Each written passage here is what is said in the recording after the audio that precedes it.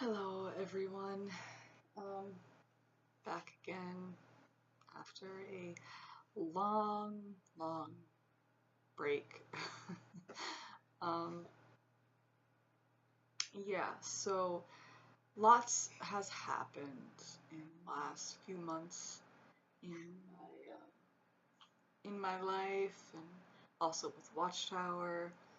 Um, so anyway, I guess I just wanted to make another video, um, just to let you guys know. There's just been a lot of, like, I just have so much, when it comes to doing these videos, it's really hard for me. Like, it stirs up a lot of emotions that, even though I feel like I'm dealing with them just fine, I don't really realize how hard it is for me until I start actually talking about it, and it just makes me sad. So I had to sometimes just take breaks, I guess, and so there's been a big protest November 5th. Everyone, I'm sure, has heard about it and watched all the videos, and at Warwick, and also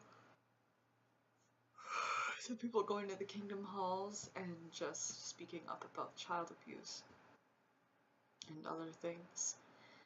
And I agree with that. I don't see anything wrong with peaceful protest. And I think everybody was peaceful. Um, Again, there's always, this also really gets to me, this divide in the XJW community, you know, with certain things when it comes up. And when it came to the Russian ban, I actually was against the ban in that respect, and that was a source of sadness for me that everybody got so up in arms about it. And it's okay to disagree with each other, and that's totally fine. I'm not saying that I think we should all think the same. I'm just saying that, people getting mad at others for their opinions, whichever side it was hard for me to. I think that I'm not gonna, I actually did post, I made an article about it, and I've linked it in my last video, that if you wanted to know my opinion, you can read about it. So I'm not going to go into details about that, but now this whole thing has come up again about, aggressive activism. And I guess if you're an activist, you're an activist, and you can't really be a passive activist, because that doesn't really, it doesn't really, that's not really being an activist. So,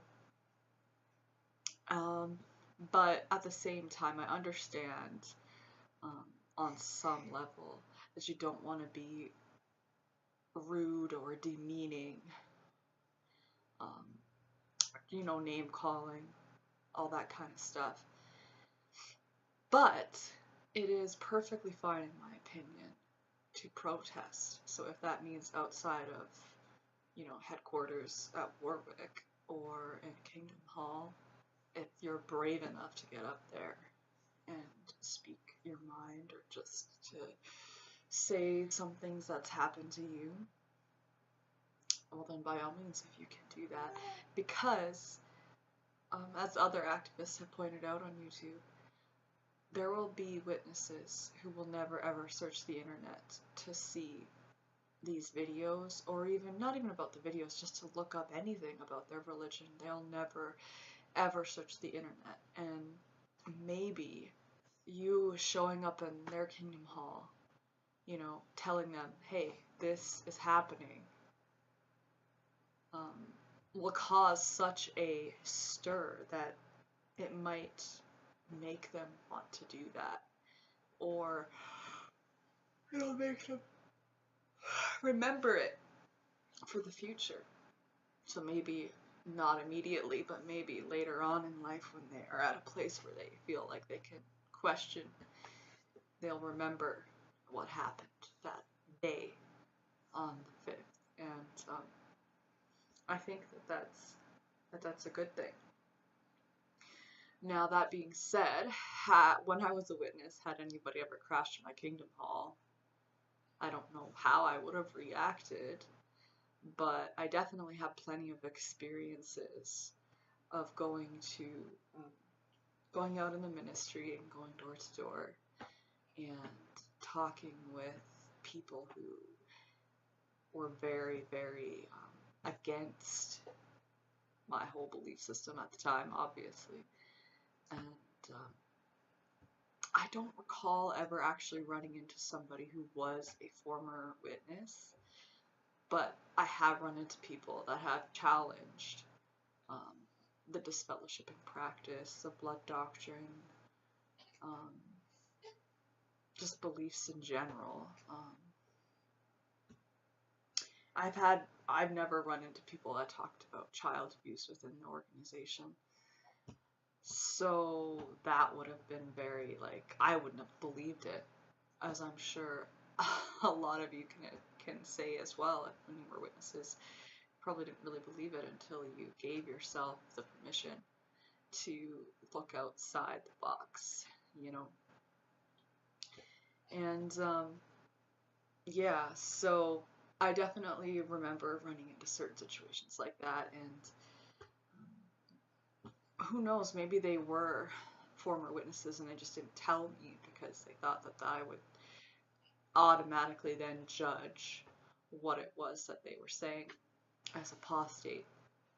And, you know, that's probably right. And that's, you know, why my emotions are so stirred up. I agree with what the activists did. I think that it was totally okay to peacefully protest. There was no violence. In fact, they were really peaceful. So I don't see anything wrong with that. But it stirred up so much emotions in me. I feel like I wish I could have been involved, because as far as going into a Kingdom Hall in my area and crashing it, I don't think I would be able to do that, because I know so many people around that are, you know, I know so many of the witnesses in the area, and it would just be really, you know, scary for me to do that. But I think that I would have been able to do it that day with all those people, and I feel like I should have been standing there with them, and I wish I could have been. And when I listen to their videos and watch the videos, I feel the emotions, like, it's just so raw, like, it's weird, and it's hard for me to do these videos, and I want to do them because I want to help. I want people to understand that you're not alone, and I'm hoping that people that are still witnesses do end up watching, you know, some of these videos and wake up, because just seeing the sincerity in a lot of people behind the camera on YouTube here, if that's not enough to make you question, then I just don't know what will. I mean, I know when I was a witness, I was just taught to view ex-witnesses as just as evil people that were just out to get you, you know, out to get you out. And I mean, on some level, we do hope that you escape, but it's not because we are with the devil and and we want to take you away from your one true faith or anything like that. It's because we know how harmful this group is. Now, my thoughts are all over the place, so I'm going to try to make this as coherent as possible. Watching the videos from the protests, and also just watching a lot of other videos lately, I've been kind of, sometimes I have to take a break from watching ex-witness videos and their stories, because it makes me too upset. I get too emotional, and I just can't do it very much. It hurts, you know, it still hurts. And but lately I have been, and it's made me I feel it so strongly, and I'm seeing so much injustice. Like the videos I've watched lately, I'll try to see if I can find them and link some of them. So, just so much injustice goes on within the religion. You can't say that this is just, one case here or there. The elders may have made the wrong decision. They're imperfect men. Let's forgive them. Like, no, this is constant. This is all the time. Like, this happens all the time. Most people that get disfellowshipped, it's for pathetic little things, and they're just ostracized from everyone they know and love. So it's my baby girl. And, yeah, I guess that's one of the new things. I have my new baby now.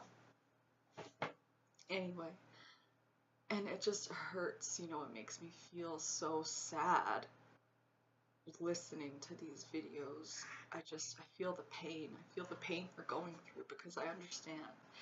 And some of the videos I'm listening to, it's people talking to the elders, like, undercover or whatever, but you see the reactions of the elders, you see how they're treating people, and it's so cold and so distant, so unkind and so unloving, and just, it's like they have this opinion of you if you're not in good standing in there. It's just this opinion of you that's just it's so demeaning, it's so cruel, and it just takes away your identity as a human. It takes away, it makes you're so vulnerable when you're in that state, that disfellowship state. You just feel like such a piece of crap, and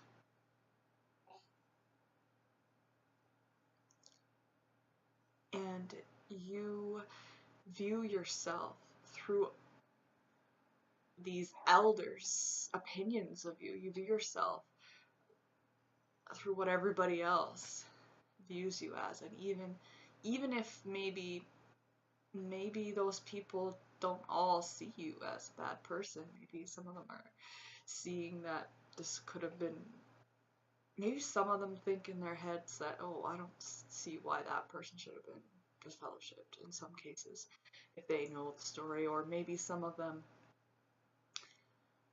or maybe they, see you coming to the meetings and trying to come back. You feel like that's the only thing you can do, because you have to. It's like you don't have a choice, because it's everything. It was everything. And if you don't come back, then you'll always be this scum. You know how you're taught to view people who are disfellowshipped. They're unrepentant. They're bad. They weren't sorry. They're going to keep doing what they want regardless. That's how you're supposed to see this. And so when and then you get disfellowshipped, you feel like, oh my god, I have to prove myself somehow. I have to go to all these meetings and be ostracized. I have to listen to the announcement and be humiliated and dehumanized and made to feel like lower than just anyone, because really they go door to door talking to people who, how they view worldly people. I mean, they have a word for them. Worldly. They're outsiders. They're gonna be all killed at Armageddon. Well, they still talk to worldly people. They still go to door and try to help them and answer their questions. But when you're disfellowshipped, you don't even get looked at. You're just glossed over as if you don't even exist. So you just feel like such crap. Just terrible. And I'm listening to some of these videos, and I'm hurting for the people explaining their stories, because it brings me back to that place, and it was terrible. And I feel like I should have been there at Warwick, with other people that have gone through things, to just say, stop shunning. Like, this isn't loving. And how can you sit there and say you follow the Bible when there is no such thing as a judicial committee in the Bible, and there's no such thing as, you know, you're not supposed to judge people and kick them out. Like, I know there's scripture that says, oh, you know, we have to judge those within, blah, blah, blah, but isn't there also scriptures that says, thou shalt not judge? I mean, it's like they take everything Jesus said and just flip it to do what they want, and yet somehow go on and on about how they're Christians and loving. And it's like, well, if this Jesus guy really did exist, then he was completely opposite than what a lot of than what this religion teaches. Just they do not really act in a loving manner. And I don't know, I guess I'm just really hurting listening to all these videos and feeling so like unable to really do anything about it, you know? You feel like, what's the point sometimes? And I guess, you know, I'm lucky in a sense that my parents don't shun me. I'm not currently disfellowshipped. I got reinstated. If you listen to my videos, you would know that. So technically, I'm not disfellowshipped. I'm not disassociated. I'm sure that if they stumble upon these, they will label me as an apostate and therefore think of me as an evil person, because that's just how they think. They're very limited in how they can view things, and they don't really understand what apostate actually means. They just have their own, you know, understanding of that, their own description, I guess, definition of it. And I mean, whatever. It's kind of sad to me that you can just call something apostate and then automatically discredit it or write it off as something that shouldn't be even thought about, because that label just makes you go like, really, when you're a witness, that label is just so terrifying to you that as soon as something gets called apostate, you don't even want to think about it any further. That's just sad. You know, how pathetic. But after the protest, that's pretty much what they did. They made their little JW broadcasting, and they talked about the two-witness rule being, you know, something that apostates have picked up, media have picked it up. Before he even mentioned the two-witness rule, he said apostates have picked it up, you know. So now all the people in the audience are immediately thinking, oh, well, if apostates say something, well then, you know, we know they're twisting things, and we know they're just, you know, let's not listen to that crap. Before they even knew what the issue was, they already made up their mind about it because he used the words apostate. Little do they know, because of course he didn't really go on to explain why apostates are bringing up the two-witness rule. You know, it's one thing to say you need to have a witness to know if something, you know, two witnesses to know if something really happened, or to accuse someone of something. It can't just be one word against the other. Did somebody else see this? Yeah, that's one thing to use that in context of, like, they take their scriptures out of context. I'm not even going to go into that scripture he used in Matthew. That is so taken out of context. It's not even close to the same as the other scripture in Deuteronomy. Like, not even close, but anyway. But it's quite another to apply this, you know, there must be two witnesses to go to the police about a pedophile. And that's exactly what they've been doing. They've been sweeping things on accusations of pedophilia under the rug because, well, oh, it's just this child's word against the adults, and the adult's not admitting to it. Oh well, let's leave it in Jehovah's hands. I'm sorry, but that's disgusting. And I don't care how much faith you have in God and how much love you have for God. Would God really be happy with you just saying, oh, well, I'm not going to do anything about this even though I'm aware? I'm just going to let God do something. Well, maybe God was doing something. Do you think God's going to miraculously come down from the sky and put this guy in jail or something? Maybe the fact that this was brought to your attention is what God is doing. Because God never really acts in some miraculous way or some magical way. Miracle and magic, it's really the same thing. He never, nobody in the modern world has ever just seen him do something like that. So why should we expect him to? Why should we say leave it in Jehovah's hands? What do you mean leave it in Jehovah's hands? What does that even mean? What does that mean? Like, what are you expecting him to do? Did you not just hear that so-and-so was a pedophile, so-and-so touched somebody inappropriately and scarred them for life, and may continue to do so or hurt other children? This is your chance to do something about it. Do you expect God to just... What are you expecting from God right now? Maybe this was God actually showing you the problem, and you just didn't do anything about it. How does that make you look? Do you really, if you believe in this God, do you really think God is going to overlook this? Hey, I brought you a pedophile to do something about, and you did nothing. Maybe he showed some of you many pedophiles, and you've done nothing.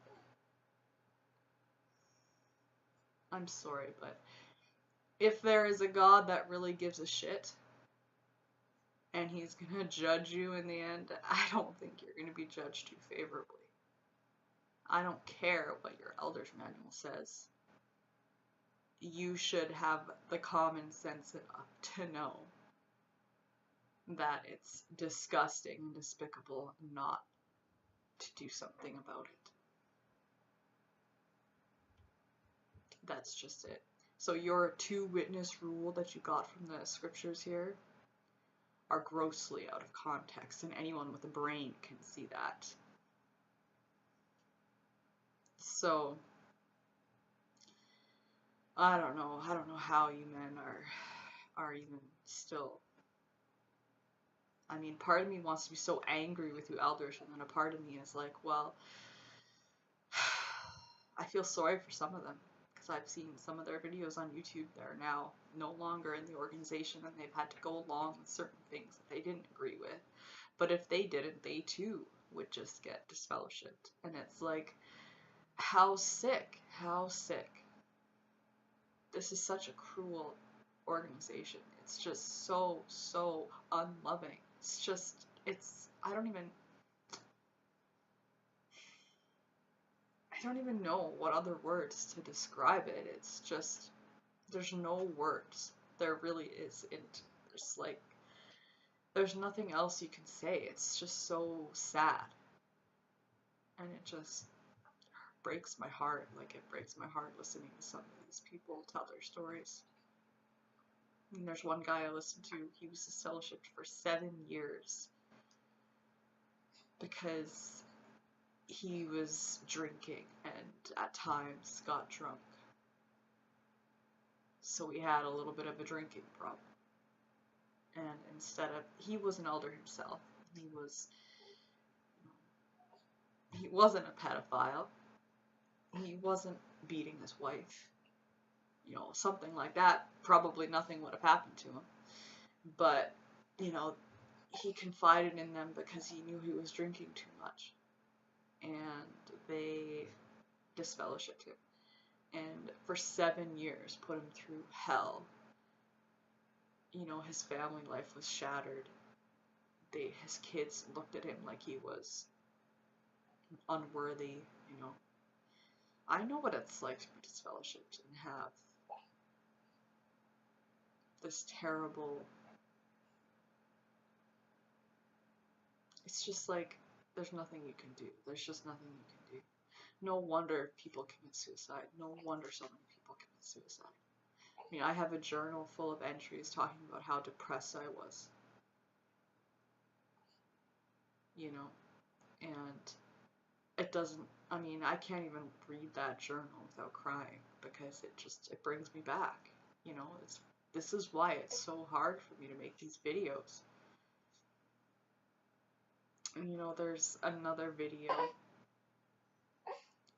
of a guy talking to his elders undercover, and like I said, the way the elders are talking to him because he's in disfellowship state, it's like they no longer have any feeling for him. It's like they're just trying to slough him off, like, get out of here. Like, oh, this is not the time and place we're in this is not the time and place we're in the Kingdom Hall.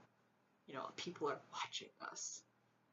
You know, it's all about appearance to them. That's it. It's not at all about caring, you know, and it's like, how are you supposed to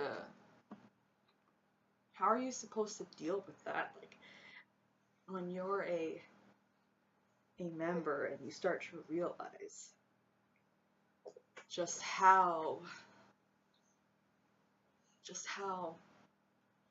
wrong it all is. Like, oh,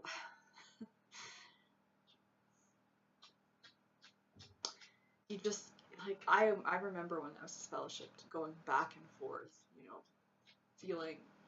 feeling wronged, feeling just so heartbroken and hurt and lonely and depressed, and feeling like I shouldn't have been, like, knowing that I was a good person inside, knowing who I was. I was like, I just couldn't believe that I ended up disfellowshipped.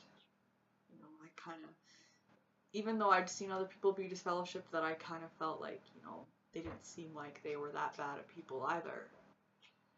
But I kind of just had to keep telling myself, well, they probably weren't repentant, they weren't sorry, I guess, even though they were coming to the meeting, so they must be somewhat repentant. But in my head, I'm thinking, well, we're told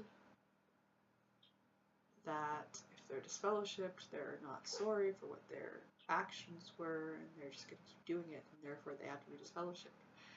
I had to tell myself that, you know, the mental gymnastics you do to just settle your cognitive dissonance. And, you know, now I'm the one disfellowshipped, and I know who I am. I know I was sorry. I know that I told the truth. I know I needed help. And I thought elders were there to do that. And yet, I didn't receive any. I just got kicked out. And, oh, it's just so terrible. The mental gymnastics I had to do to just keep myself.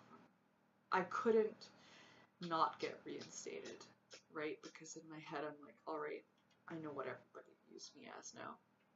I know I'm just crap now.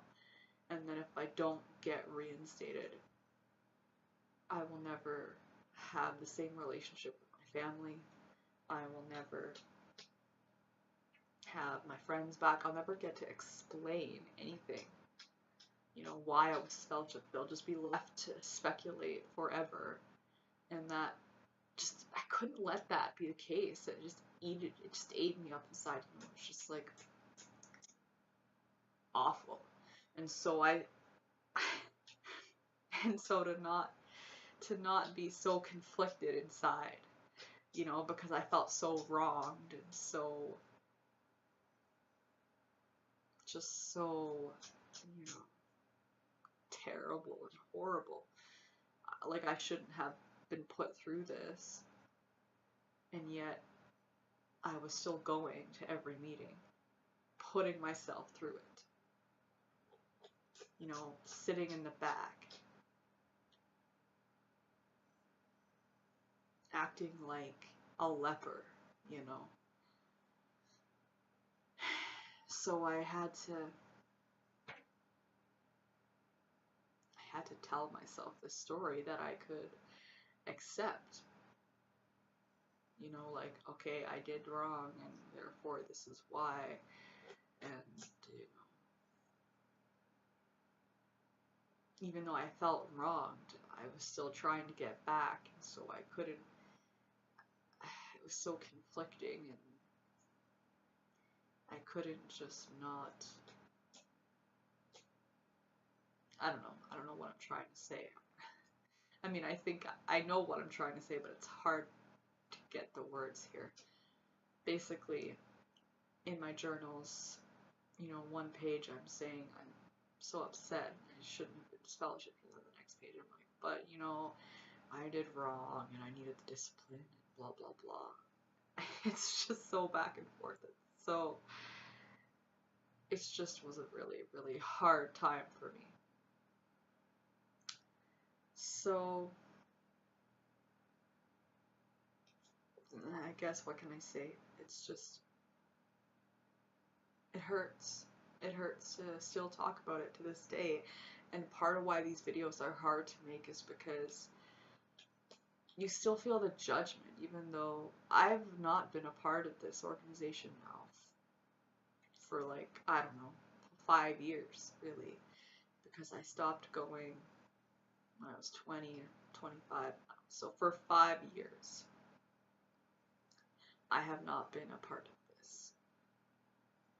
And yet I'm so nervous when I upload a video. I'm so anxious. I have such anxiety, and even though I feel like in a way I need to, but then in another way it's so hard to do, because you still feel like, even though, and I guess for me, I'm not disassociated or disfellowshipped, right? So I still have that hanging over my head as if I've got something to lose. Well, I do, really. I mean, my parents still talk to me, so I have them to lose. And so it's really, but it doesn't matter now because I've already put those videos out. The ones that I have there are out, and I can't take them back. And even if the elders were to track me down and say, we are going to force your parents to stop talking to you, I wouldn't be able to say, well, I'll just stop making videos and take the other ones down, and that'll be it. I can still have my parents. No. What's done is done. That's how they see it, Oh, you're in apostate and you must be shunned. You made a decision to dedicate yourself to this organization when you were 16, and that holds for life. That's their retarded, twisted reasoning.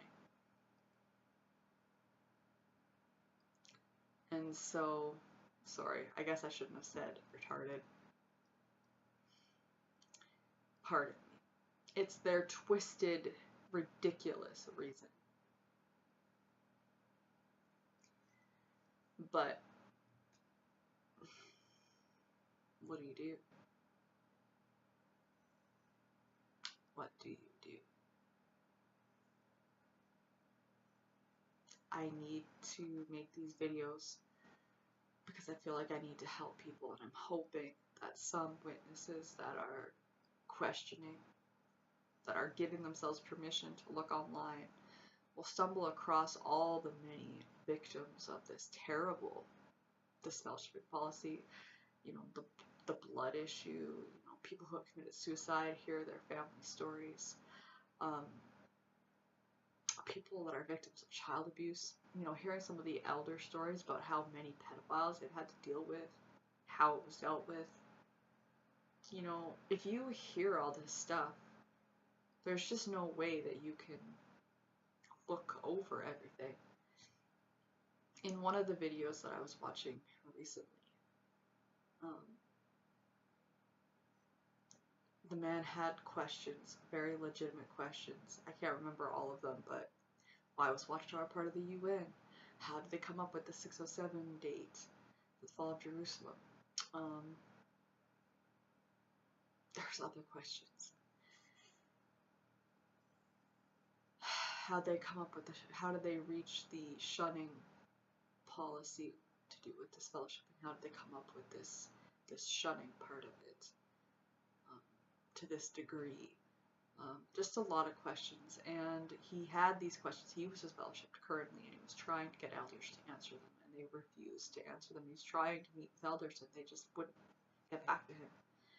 And they told him that one of the elders, who was the congregation coordinator, said, you have to decide if these questions are really that important for you to be answered, because to me, they don't make any difference. Because I don't care about 1914 or 607, or I don't care about these things. I don't care, people make mistakes, and I don't care about the mistakes. I just care about the brotherhood, and we go door to door, and, he gave all these really petty reasons for why he was a witness and why it mattered to him, and it was like none of the dates or anything that, pretty much anything that supposedly proves that it's the truth, doesn't matter if it doesn't actually prove it to him. It's pretty much what he said. He's like, I know it's the truth for other reasons. We use the name Jehovah, and that's why it's the truth to me. So you have to decide if these questions are really that important to you, because they're apostate. So it's apostate to question how the governing body reached the 607 BCE thing. That's what I mean. Like, as soon as you start having questions that they know conflict with evidence and that are not actually accurate, well, apparently that makes you apostate. Or, their version of apostate, right? So, an evil person trying to take people away from God, the true religion. When really, your questions are legitimate because they're just trying to prove if this religion is true anyway. So how can they be viewed as apostate? How can you be viewed as a conniving, evil person? And this guy pretty much just flat out said, oh, he doesn't care about that. Men can make mistakes, and I'm not in it for that. I'm in it for the brotherhood, going door to door, because we use the name Jehovah. That proves it's the truth to me. And I was thinking in my head, like, what? Okay, so he's going on about how men make mistakes. It's one thing to make a mistake. Oh, we accidentally said 607. It's actually 587. So this 1914 thing was wrong. And obviously, regardless if we corrected it, it just would have been a very, bad interpretation to say that everything will come to a head, by the people who witness that will see the end of the system of things. Obviously, that was just a completely wrong prediction. We're sorry we made a mistake. We won't make any more predictions. Have they ever come out and said that? No. So it's one thing to make a mistake, it's another thing to just blatantly lie and mislead and doctor the evidence and write articles as if you're so... The way they come across when they put out their articles and the way they talk about the predictions, it's not like they come across as if they have all the evidence, that they've done all the research, and this was the conclusion and it aligns with the Bible. And so people listening will be like, oh, well, they've done all the research, obviously, because all these people believe it, so it must be true, and they just follow suit, and they don't even look into it for themselves. They're just pretty much going off of the fact that people are not going to do their own research. So they're lying. They're not making a mistake. They're completely lying. So what does that tell you about the organization if they're willing to just completely lie and never correct it? If you're making a mistake, you'll correct the mistake. They don't correct it. They just say, oh, well, actually, new light has told us that the generation is overlapping. That's not correcting a mistake. That's just lying more to try to cover your ass. And that right there, that one little thing of many other things, proves that this religion is not the truth. You know, so how can people just say, oh, this is apostate, and they don't look at it any further? Those questions are apostate. I mean, I don't think they really think about what they're saying. The fact that he said those questions are apostate, those questions don't really need to be answered. You know, I don't need to know those answers. Men make mistakes. The reason I'm a witness is because A, B, and C. Okay, so you're not a witness because you've proved it to yourself that it's the truth. You know, they go on about make the truth your own, and it's like, well, do you mean prove the truth to yourself, or do you mean just pick little things about this organization that you like the Brotherhood and the fact that we go door to door and use Jehovah, and then, you know, that's why you're in it. Everybody likes having friends and a common, you know, a connection with people that run deep. You know, we have similar beliefs and blah, blah, blah. But, you know, I've actually found that when I was a witness, I thought I had all of these friends. And obviously, they weren't real friends because as soon as I, you know, distanced myself from that, poof, where are they? They're not in my life. They don't care. You know, I have one friend who every now and then will write me a letter. I shouldn't say friend because we're not really friends anymore. She's just somebody who keeps trying to pretend like she cares. And maybe she does. Maybe she really does. And she might. I don't know. I mean, she probably does. She wants me to be in her truth, what she believes to be the truth. Again. So she'll write me a letter occasionally. And I really care about her. I do. And I care about her the other way, but I know that if I tell her anything that I feel or know, have come to know about this organization, it's just gonna backfire. It's just gonna make her never talk to me again, view me as an evil person. So there's no point. So I haven't responded because it's like, what can I even say? I can't say anything to her to change her mind. I think a lot of people honestly need to allow themselves. They have to give themselves the allowance to question before anything will really change. I know that was what it was for me. And so when it, you know, coming back to protesting and Kingdom Hall crashing, I think it will help people think for sure, but it might not help them think this instant or right away. Maybe some people it did. I mean, I really hope it did. But it's gonna get filed away somewhere. And they're gonna just double down for a little while. But then maybe they'll see something or hear something on the news and be like, oh, you know, that wasn't a lie. They were telling the truth when they came to that hall that day. Or maybe, I don't know, something will happen to them that will just crush them and break them and make them really think hard about what they're in, and they'll remember. You know, that's pretty much what happened with me. There was a lot of things as I was growing up. Things that, you know, if I was a critical thinker, if I was brought up to be a critical thinker and not just somebody that accepted whatever was told to me, I would have got out a long time ago. Because I was brought up to be a person who read answers from a paragraph. You know, oh, we read the paragraph, they ask the question, I read the answer that's in the paragraph. I don't actually answer the question, I just regurgitate what they want me to say. So that's really just teaching people to be compliant and unable to actually use their brain, because you don't use your brain when you're a witness. You don't really think. They go on about, oh, use your powers of reason, but they teach you what to think. So you're reasoning on what they want you to reason on. You know, you're not actually critically thinking. And you know, everyone should be a critical thinker. You have to be a critical thinker. You can't just believe everything you hear. I mean, what kind of person would you be? But see, when you're in this religion, they say that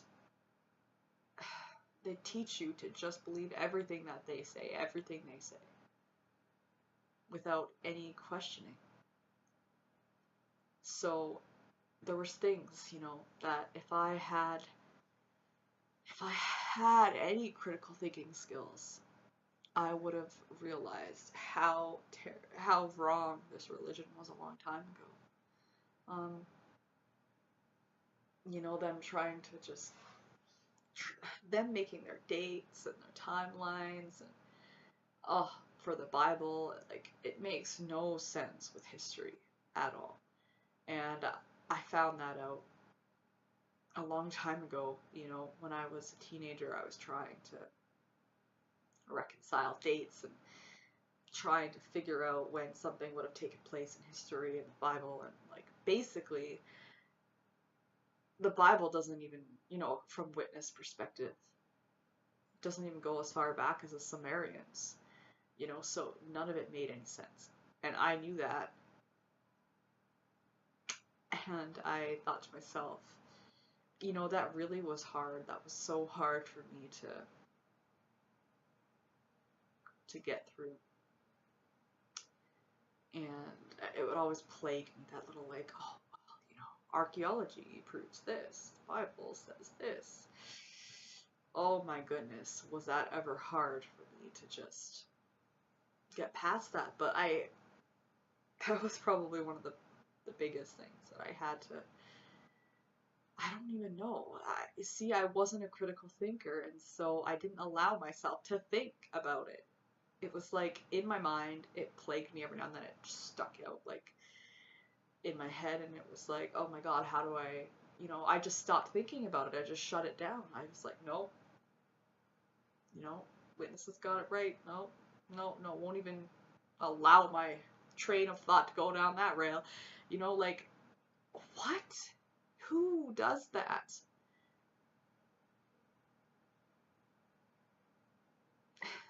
You need to think about things.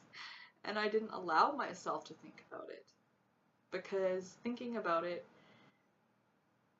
was something I was not prepared to do at the time, to face the consequences of coming to a conclusion that was different than the one I was told to have.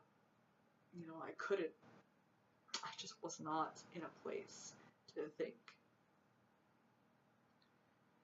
But, you know, things along the way, they definitely came back when I did allow myself, when I granted myself the permission to finally research things.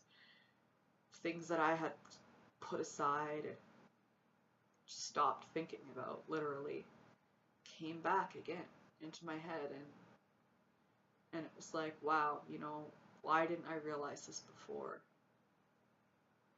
You honestly, it's like for a lot of people, and it was in my case anyway, you have to almost just be inactive for a long enough time to start learning how to think before you can learn about the organization.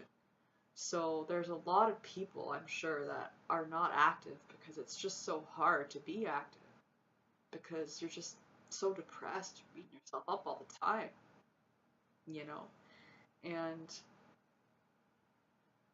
they're not active, they're just trying to be happy and forget all of this. And they still don't know that it's all a lie anyway. They still don't know that all that stress that they put themselves through, all this PTSD, all of this, you know, burying their emotions because it's too hard for them to think about, you know, what they're living like and how wrong it is. None of it's even true. And they don't allow themselves, they haven't granted themselves the permission yet to find that out. Because it's such, it's so, I mean, it's crazy how much control that it will have over your life if you let it. the only reason that I finally granted myself the permission to research was because I got pregnant. And I thought, I need to settle the questions once and for all. Because I had the questions, I felt like I was doubting things, but it was like too hard for me to put it to rest. Because I was scared that, I was finally starting to live somewhat of a normal semblance of a life, and I was happy with a lot of things, and I did not want to go back. I didn't want to go back. So it was like, oh my gosh, if I really look into this now and find out that it's the truth, like I'm suspecting I might, perhaps, because you're so indoctrinated, then I'll have to go back. And it's so hard to be a witness. Like, it was just so depressing. It really was. It was awful. And, oh God, like, I didn't want to do that.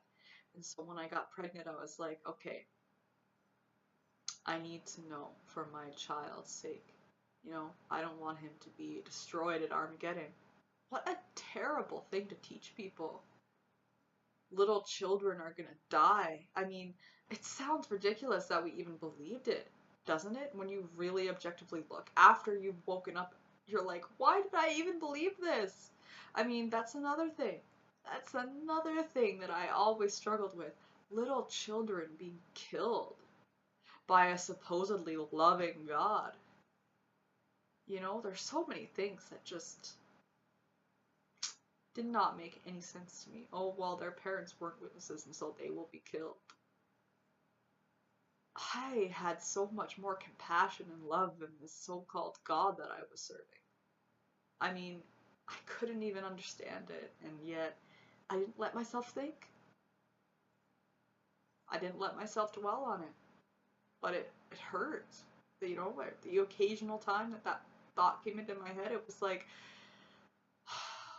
I don't know how to really feel about this, because if I let myself dwell on it, I'm going to start questioning God.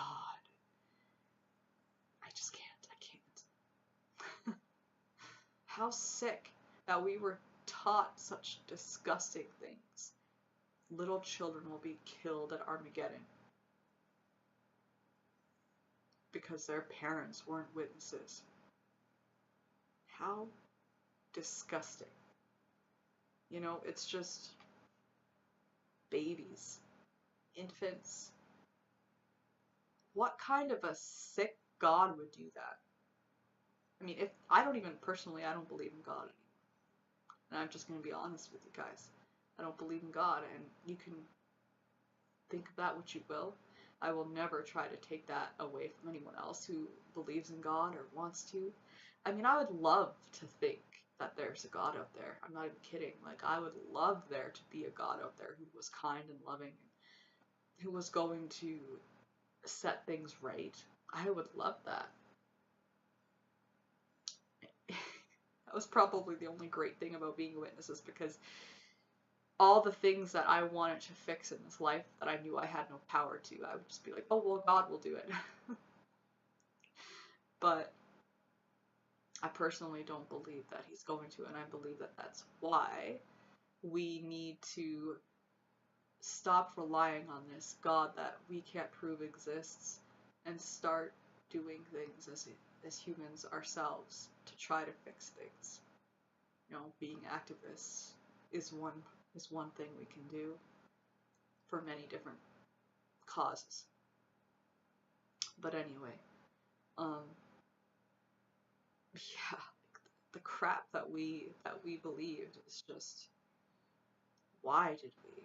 Why? I don't even know. I mean, now I can't even, and I feel so sad for my poor mother, my poor father, like, more sad for my mother, because in my mind, I'm just gonna be honest with you guys, like, my father, I think, is just too,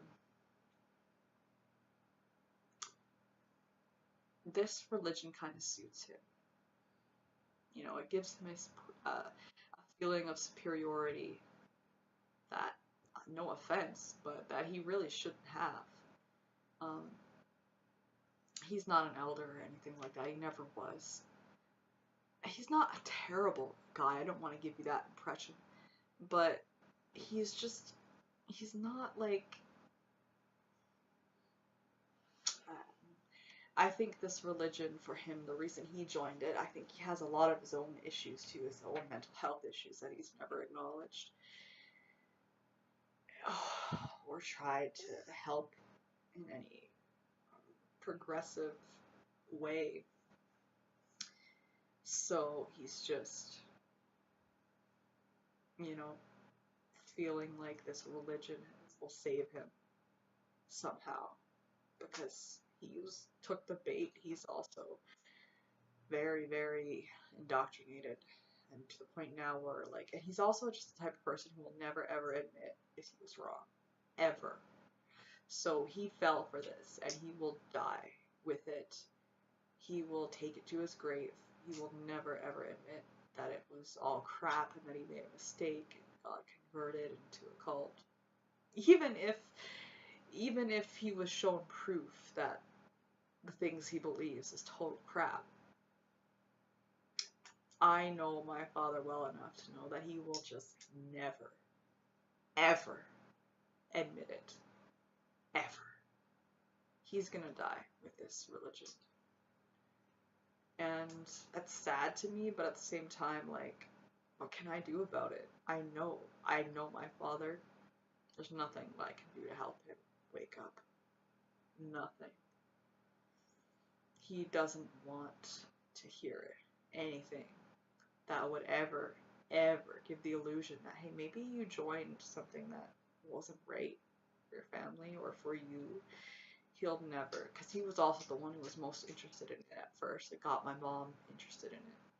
So for him to say that it's not the truth would be an admission that he was wrong, and he will never, ever do that.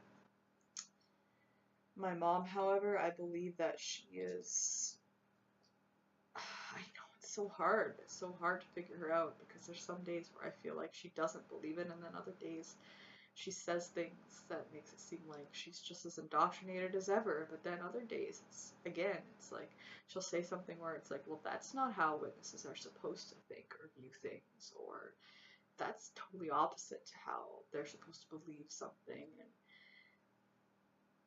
it's like, oh, I can't figure her out. She's so confusing to me. And I never bring up anything with them myself, only because, well, I'm never going to bring anything up to my dad. There's no point. He's just going to start a yelling and screaming fight. He is very, very easy to anger. He's always been like that. Temper, really bad temper. And I just don't need it. I just don't need it. And quite frankly, I have a temper when I talk about this stuff too. Because I'm still obviously healing. I'm still obviously hurt from all the injustice my whole family has suffered in this stupid religion. Obviously, it's just terrible. It's a terrible religion. And as soon as anyone tries to argue with me about it being true, or try to argue that I'm, crazy because now, I must be an apostate, my mom has tried to talk to me, and, she will say things like, oh, you know better than that, it's the truth. And that just gets me so angry, and I get defensive. And I'm like, how dare you tell me that you know how I feel about something? Like, that just makes me so angry. You know it's the truth. Maybe I was conned into believing it was, from the age of 2 to the age of 20, but you don't know what I know and what I feel. So I immediately get on the fence, I get angry, my voice starts to rise, and I try to keep calm, and I try to say, and I think I do really well, because how I feel inside is just this burning anger. But I pose questions back at her, like, to try to get her to answer. But she'll just it's like, it doesn't matter what you do, witnesses will always feel like they're being attacked. As soon as you try to have a conversation with them, they just feel like they're persecuted immediately. So it's like, well, it doesn't matter how calm I try to be, she will always feel like she's attacked no matter what. So it's like, how frustrating is that? No wonder people get angry. You know, and so I don't bring anything up with her because I don't have the ability to just stay calm all the time. But I wait for her to bring stuff up, and then I try my best to stay calm and not get defensive and not feel like I have to prove to her anything, because ultimately it's going to be her. She has to make the decision that she wants to find out, and I can't do anything. I can only just let her know that I know some things that she doesn't. When she's ready, when she wants to know, and if she needs help, I can help. That's really all I can do. You know, and I'm lucky that they still talk to me because, you know, elders were aware of my feelings about this terrible organization. I'm sure that they had called me an apostate and announced me from the platform. Maybe, I mean, I don't know. I could have already been announced. I wouldn't even know. I don't think so. Um, but, you know, that's just, it's just so ridiculous. It's so, and that's why I live with this fear, this hanging, this cloud over me. Like I can't just do what I want, say what I want to say, feel how I want to feel, because the wrong person might find out. And, you know, I shouldn't be afraid. Nobody should have to live in fear like that. They should be able, everyone should be able to just be who they are, feel what they want to feel, and believe what they want to believe. I mean, they are the biggest advocates for everybody coming to their religion, so why can't people decide that it's also not the religion that they want to be in, or not the truth? You're telling people to research. Well, sometimes people really take that seriously, and they do the real research, and they find out that this is all crap. So, what? Who are you to say that because a person has decided that they don't believe in something, that they deserve to be ostracized from everyone they love? The most important people, because let's be honest, most of us who have left this terrible organization immediately experience shunning from everyone who used to be our friends, and that doesn't really bother us as much. You know, we can get over that. I mean, I got over it. But your family would be just awful. And I mean, I'm getting it from my brother and my nephew and niece, and not so much them. I don't think they would shun me if it wasn't for my brother. I think they would see me of their own initiative if they could, but they obviously are too young to be able to drive out to see me, or they don't have cell phones or Facebook or anything. They're very, you know, sheltered in that way. I mean, most kids their age do have Facebook or whatever, but oh, it's just so sad. That bugs me. And the idea that one day my parents might be told that they shouldn't be associating with me or limiting contact with me, you know, because men that seem to think that they have this ability to intrude in your lives. It's like, well, who do they think they are? I mean, really, really. I mean, I would never even dream of going up to somebody and saying, you know, you should probably keep that family member at a distance. They're not good. be around. They might persuade you to think like they do about something. What? Like, the fact that they, I mean, how, like, and yet people listen to them. And that's what I mean, like, even though I'm out of this for 5 years, I still feel this stupid fear that I shouldn't have any fear. They're the ones who are just being ridiculous. You know, why should I give a crap about what they say or think? I don't care about what they think. But I really, really hate that they might be able to influence people that I love and their viewpoint of me.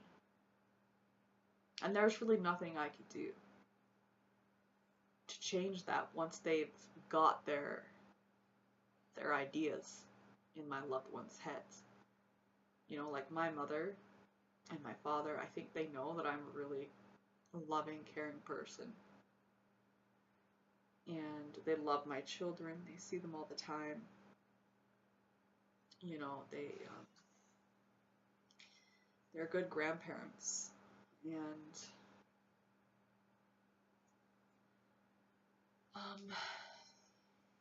they know they're supposed to be shunning me. I mean, my mom's even told me that she's supposed to be. She's actually admitted it to me now, even though before she wouldn't. I told her, I know what your 2016 convention said. You're supposed to shun me. And she argued and said, no, no, no, I'm not supposed to. No, I don't know what you're talking about. It's like, Mom, I know what they said at that convention. You know, she didn't, I guess she thought I wouldn't have actually known, but they have no idea how much we ex-witnesses actually know about what's going on in their religion. In fact, I think because my parents aren't as active as maybe they would like to be or they were in the past. I think my dad goes to almost every meeting now. I'm not sure, but my mom doesn't go to every meeting. I think I might even know more about their religion than they know about their religion. So, you know, but come as a surprise to them.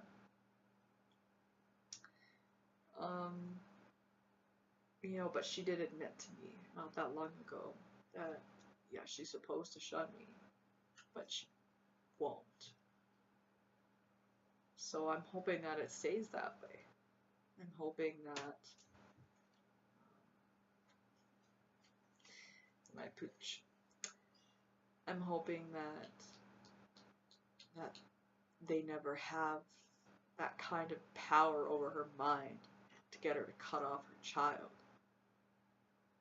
her grandkids, because if she cuts me off, she's not going to see them again.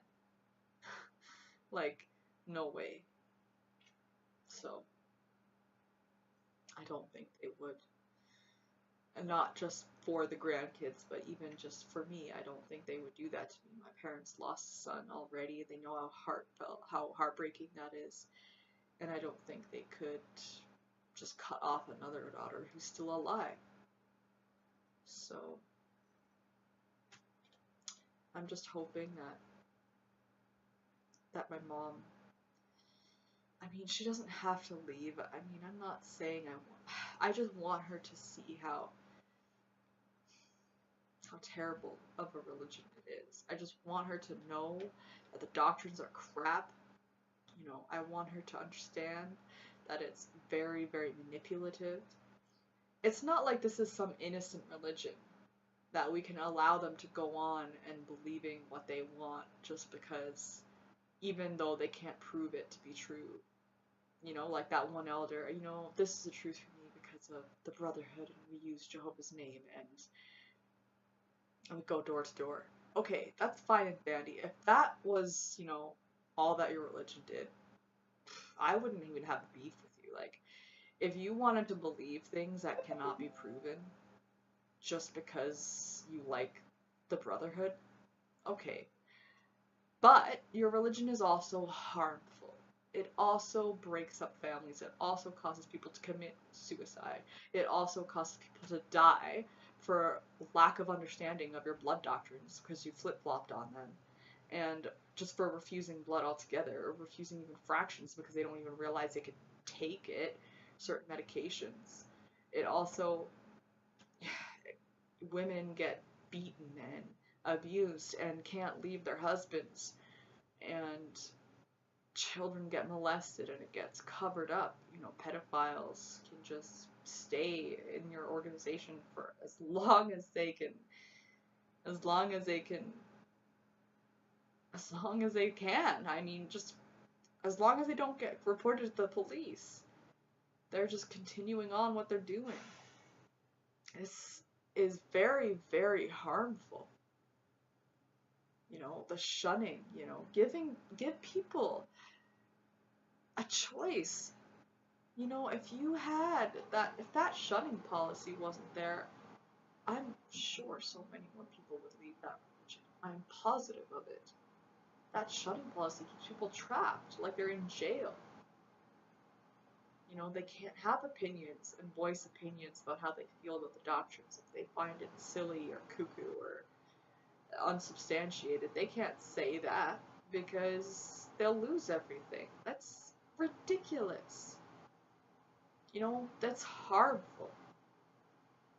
It's one thing to believe something that can't be proven. It's another thing to continue risking your life, your family's life, putting people's lives on the line, dictating, you know, people's happiness, ruining people's lives for the sake of something that isn't true. You know, so I guess that's my little rant. And I hope you enjoy it. I'm sorry it's kind of all over the place. I didn't have much of an idea of what I was going to talk about in this video. I guess I just have a lot of emotions going on all over the place. I mean, there's a couple times I almost started crying in this video because I'm just thinking all the videos I've been listening to lately, and I just feel so sad for the poor people. It shouldn't happen. We're all people. We all need love and understanding and kindness and community. Not a huge community, just close people around us, and you take everything away. You know, I mean, when we were witnesses, we thought we had so many friends, but you take every single one away from us. You know, when you leave, you actually end up seeing that most people in the real world have a few good friends, true friends.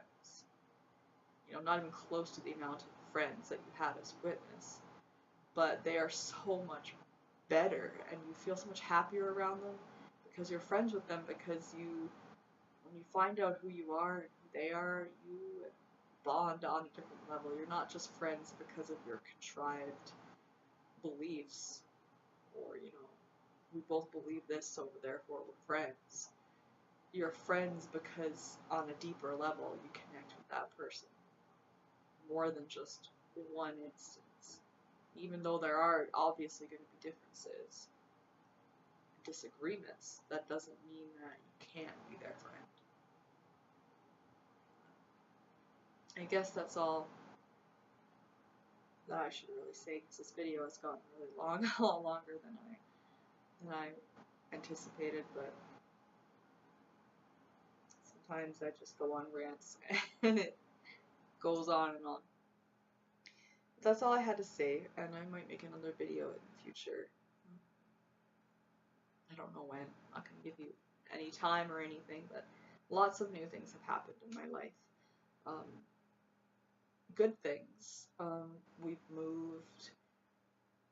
So I had all that to do, you know, moving, settling in. There was a lot. It was a big process for us to move because of where we lived. Maybe I'll explain to that more in another video. But yeah, my little girl now is 4.5 months old, and she is just absolutely beautiful. And my boy is almost 2. He'll be 2 in January.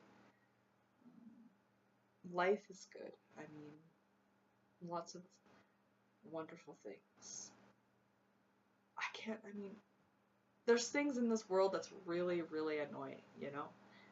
Like I said, it makes you want to be an activist for any cause. Pick a cause. There's lots of causes. Um, but then if you just look at your life and what you have, and really, I can't complain a whole lot. Yeah, there's things obviously that could be better, but that will always be the case. And what I do have, I'm very thankful for. I have beautiful, happy children. They have everything they could ever want. You know, they are not in want of anything. They don't know. They don't understand, you know, what it's like to struggle or anything. You know, they're not hungry. They're not thirsty. They have lots of toys. They have everything you can need. Um, and when you're a child, and love, you know, when you're a child, that's all that you need. And you don't really realize how hard it is sometimes to get through day-to-day life, um, to get ahead in life. You don't even really realize that most of the time. You don't even think about it as a child. And I think that's good. I think that I'm just going to try to keep them happy as long as I possibly can and not try to burden them with any of society's little issues. You know, when I was a child, I was burdened with a lot of terrible things. I was constantly worrying about people and my family and myself in a big way because of that religion that I grew up in. But I'm so thankful to say my kids will never have to have those kinds of stresses, and I'm gonna try to keep, you know, real life stresses um, out of their sight as much as possible until they are ready to start becoming responsible and you know. But while they're children, I'm gonna let them be children and be happy. All right. Well, thank you for watching, and I hope to do another video soon.